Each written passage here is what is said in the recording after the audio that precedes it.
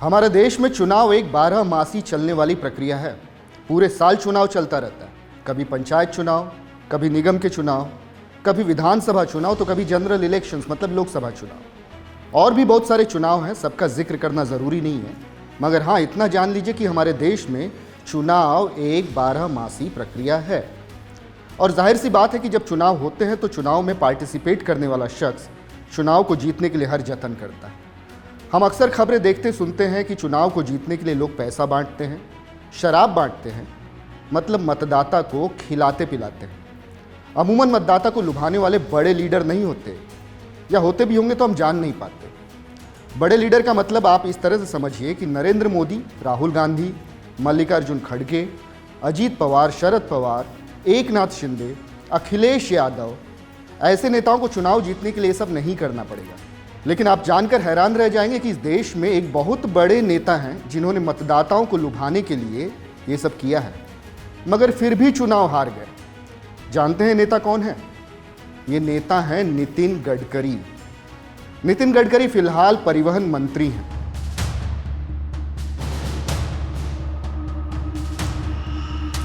नितिन गडकरी ना गजब का काम कर रहे हैं। पूरे देश में उन्होंने सड़कों का जाल बिछा दिया है। जानते हैं, देश में पिछले 9 साल में करीब 50,000 किलोमीटर नेशनल हाईवे बनाए गए हैं। देश में 2014-15 में नेशनल हाईवे कुल 97,830 किलोमीटर था, जो मार्च 2023 तक बढ़कर 1,45,155 किलोमीटर हो गया है।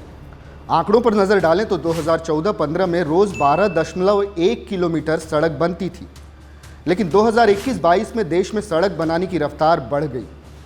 अब 28.6 किलोमीटर सड़क रोज़ बन रही है।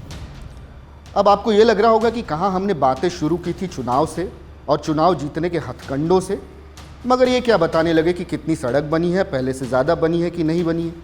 दरअसल हम मुद्दे से भटके नहीं हैं। हमने आपसे कहा था ना कि चुनाव जीतने के लिए हर हथकंडे अपनाए जाते हैं। वैसे कोई बड़ा नेता सीधे तौर पर ऐसा नहीं करता, मगर हमारे देश के केंद्रीय मंत्री ने ऐसा किया है। अरे हैरान मत होइए, सच में नितिन गडकरी ने ऐसा किया है और ये बातें उन्होंने खुद बताई हैं।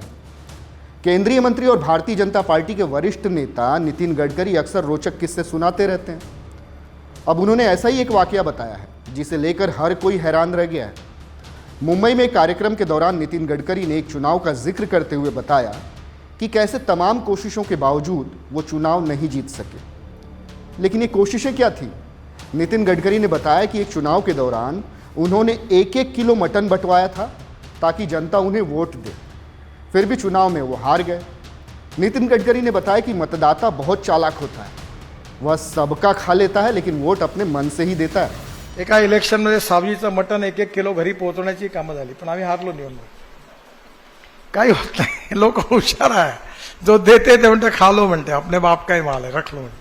दरअसल नितिन गडकरी महाराष्ट्र में राज्य शिक्षक परिषद के चुनावी कार्यक्रम में थे और लोगों को समझा रहे थे कि मतदाता को लालच देकर चुनाव नहीं जीता जा सकता।